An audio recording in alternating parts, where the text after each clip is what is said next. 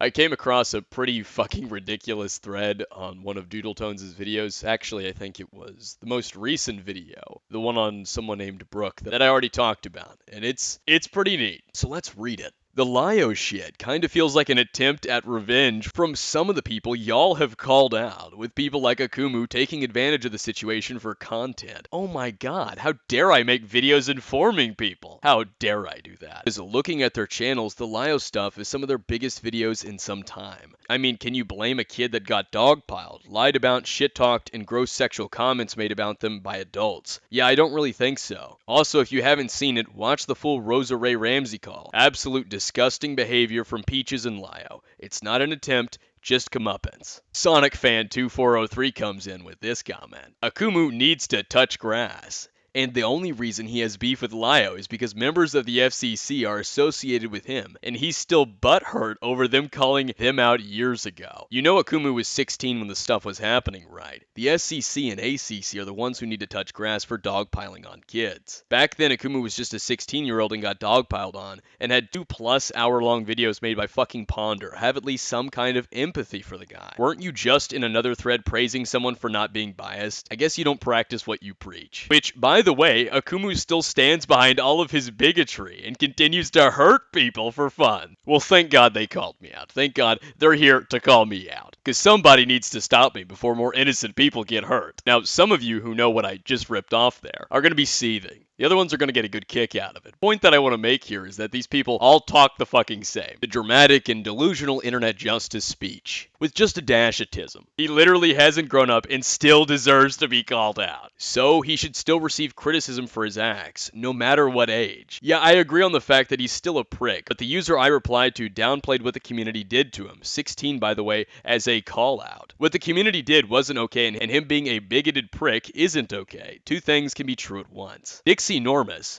which you may have seen before, is the same idiot that was going around years ago. I'm talking in 2020, 2021, 2022, 2023, sharing Ponder Sprocket and Nezzy Monster's videos about me. So it's no fucking surprise that here they are still going on with this delusional art commentary shit. How else should have Ponder addressed him? Because he wasn't bullied, and if he got dogpiled, why did he continue to engage, argue, and make content spitting on these people? You mean I made videos making fun of the people that were fucking with me and lying about me and making fun of me? Oh dear God. How dare I do that? What Ponder and Nezzy's audience did isn't their fault. And I'm sorry it's hard to feel bad when he doesn't feel bad about the things he's done and continues to defend himself even if he's blatantly wrong. You're going to notice though throughout any time this individual or the next individual makes a comment about what I've supposedly done wrong, they can never be specific on anything. It's always these over-dramatic, whiny tangents. The guy was 16, dude. What do you expect from an angry, emotional 16-year-old when multiple adults start making multiple videos that are hours long of them mocking him? You expect actual change from that?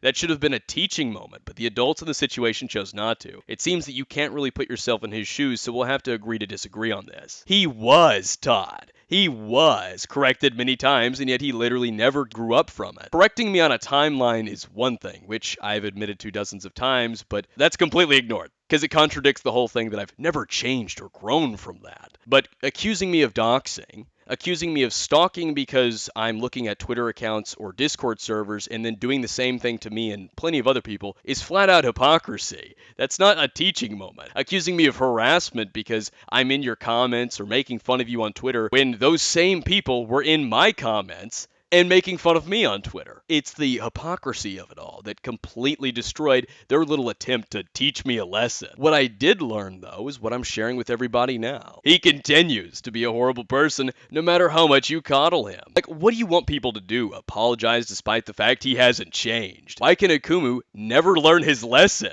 yet everyone around him is chastised for calling out his toxic behavior? Why do these people always talk like they're gonna teach you a lesson? Sorry, but when I was 16, I wasn't advocating for a fellow child to be attacked and doxxed because of a little mistake, nor did I compare them to an adult who actively attempted to dox them. He got called out for his mistake, and in the 3 years since then, instead of growing up, he continues to whine and lie about what actually happened. Their silly little insistence that I got called out by the people they like is pretty interesting, considering I swear I said they were gonna do this before. If you notice anyone that clearly dislikes the fact that I speak about the FCK and I inform people about it, They never explain why. They're very clearly upset with the fact that I talk about them and that I don't like these people. But they never, ever inform their audience as to why, as to what the FCK could have done to warrant me disliking them. Instead, if they ever do talk about it, they paint it as though I'm just mad that the FCK called me out. That's what they like to tell themselves if they ever remotely get into the territory of addressing why I don't like these people. It's funny you talk about me whining and lying about what happened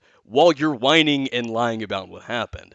I never advocated for Slimmers to be doxxed. I even said in the video you're referring to, there's no excusing it, multiple times. I was then falsely accused of doxing. You just don't like the fact that your precious art tards are now seen for what they are. That's all that this is. But let's keep going. In another comment section, when they're talking about my intentions, this is brought up from Dixie. He never mentioned he cares about victims because he doesn't. He's more focused on tearing people down without evidence and gaining clout. He literally makes fun of victims and actively goes out of his way to hurt people. His intentions are bad. Being a victim does not mean you can never be made fun of for something that you've done. That is a completely asinine, delusional take. Secondly, getting offended because I said something mean does not mean you're hurt. That's ridiculous, that's silly, and it's overdramatic. And these people want to say that I'm terminally online. And claiming that I'm doing this to tear people down without evidence is pretty fucking asinine, considering I've brought hundreds of screenshots to the table throughout this whole fucking thing starting since February. But okay.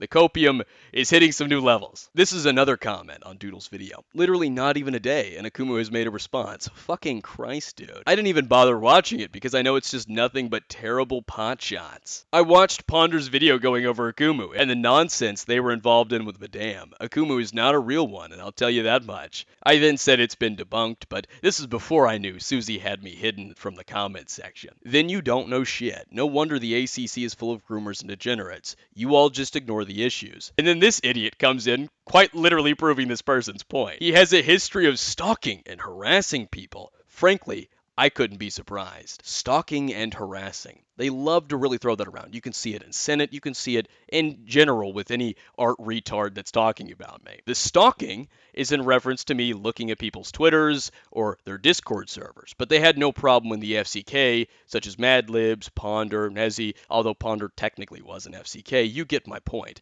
When they were watching my Twitter accounts and going in my Discord servers to gather evidence on me.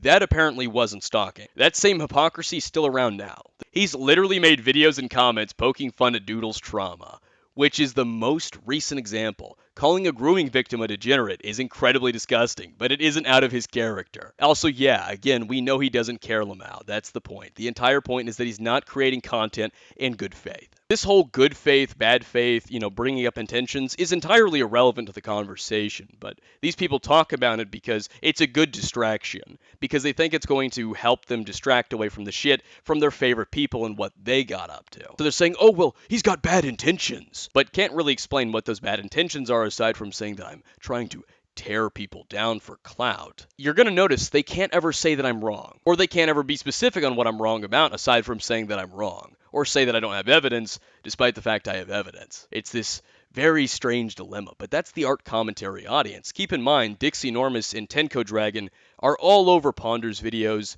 all over other people's videos, trying to spread the lies and false accusations from 2020 about me and dying on the hill of them. When it comes to people like this, Dixie Normus, who used to go by Salty, and Tenko Dragon, I've argued back and forth and disproven them multiple times throughout the years. If you want to see a good example of that, you can go to Nezzy Monster and Ponder Sprocket's comment sections of their two collab videos that they did on me, and you can see these two fucking idiots desperately dying on the hill and huffing copium, constantly making claims while trying to stand on some fucking moral high ground. Those claims falling short and being disproven, and then running away. That's a summary of every interaction I've had with these two and a plethora of other Art Tart audience members. That's why these two are perfect examples to give you an idea as to what a majority of the art commentary community's audience is like. If I don't kowtow to them, I'm the problem. If I don't submit to their false accusations and lies about me, and if I don't cater to it, and I don't admit to doing things that I didn't fucking do, accept the lies that are about me,